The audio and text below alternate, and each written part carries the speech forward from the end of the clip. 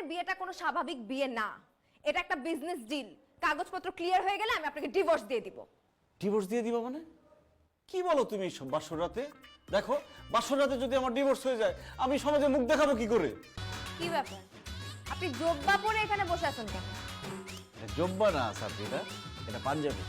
তাড়াহুড়ার জন্য শেরওয়ানি কিনতে পারিনি। আর আমি এখানে বসবো না তো কোথায় বসবো? আমাদের বিয়ে হয়েছে না। শোনেন, আমাদের বিয়েটা একটা বিজনেস ডিল, এছাড়া অন্য কিছু না। এই যা, দুষ্টামি করে না। আসো, পাশে বসো, দুজনে সুখ দুঃখের আলাপ করি। আসো। এই আপনি আমাকে তুমি করে বলছেন কেন? ও মা, হাজব্যান্ড তার ওয়াইফকে তুমি করে বলবে, এটাই তো স্বাভাবিক। তুমি তো এখন আমার ম্যাডাম না, এখন তুমি আমার বউ, তাই তুমি করেই বলবো। তুমি তুমি তুমি আপনি এখন এই রুম থেকে বের হন, এক্ষুনি। কেন?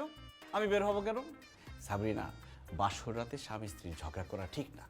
আসো, দুজনে বসে একটু রং তামসা করি। আসো। এই, আপনি কি আমার কথা বুঝতে পারতেছেন না?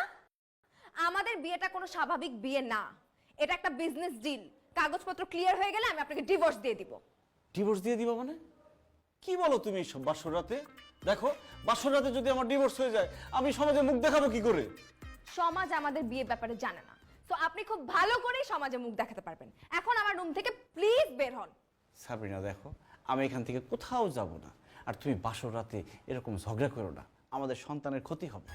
কি বলছেন আপনি এগুলা? কিসের সন্তান, কার সন্তান? বোকা মেয়ে, তোমার আমার সন্তান।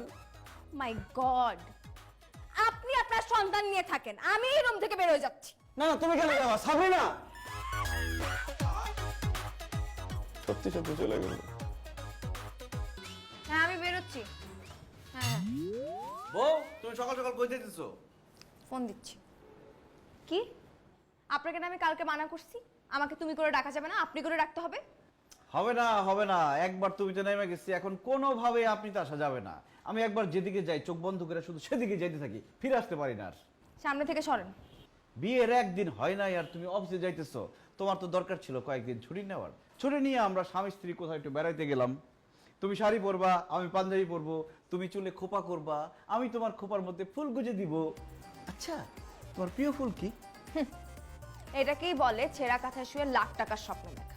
আমি আপনাকে বিয়ে করেছি জাস্ট আমার কোম্পানি বাঁচানোর জন্য, ওকে? আমি আপনাকে হাজবেন্ড হিসেবে মানি না। তুমি আমাকে হাজবেন্ড হিসেবে মানো না, তাতে কি হয়েছে? আমি তো তোমাকে বউ হিসেবে মেনে নিছি। আর একজন হাজবেন্ডের দায়িত্ব হচ্ছে তার বউয়ের সেবা করা, তার যত্ন করা, তার আদর করা।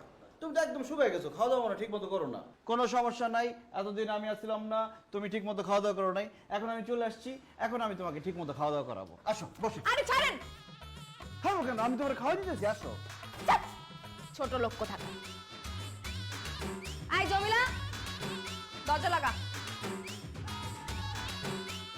সমস্যা দেখতেছি।